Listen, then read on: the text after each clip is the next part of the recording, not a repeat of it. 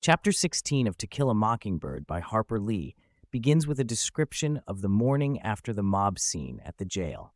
The town of Maycomb is waking up, bustling with activity and anticipation for the trial of Tom Robinson. Aunt Alexandra is worried about Atticus, but he seems calm, if a little tired. Later, he tells them that the mob could have hurt them and Jem's courage probably saved them. Alexandra disapproves of the children's involvement, causing a brief spat between her and brother. The Finch family attends a breakfast at the local church where everyone talks about the trial. The church is somewhat divided. Some think Atticus shouldn't defend a Negro, while others are proud he's standing up for what he believes in.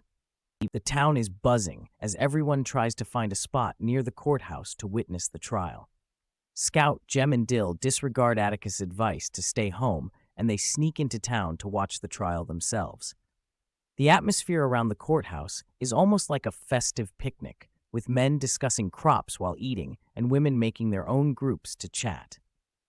The African American population, however, is guided into the courthouse last, and they must find spaces in the colored balcony, highlighting the segregation and racism prevalent in Maycomb's society. In the courthouse yard, Dolphus Raymond, a white man who prefers the company of black people and has a mixed-race family, is drinking from a sack. He's a topic of gossip and is often referred to as an alcoholic. Miss Maudie doesn't attend the trial, disapproving of the morbid fascination with the misfortune of others. She instead stays at home. The chapter ends with the children entering the courthouse with no seats remaining in the white section. Reverend Sykes, the African-American clergyman, leads the children up to the colored balcony to watch the trial from there.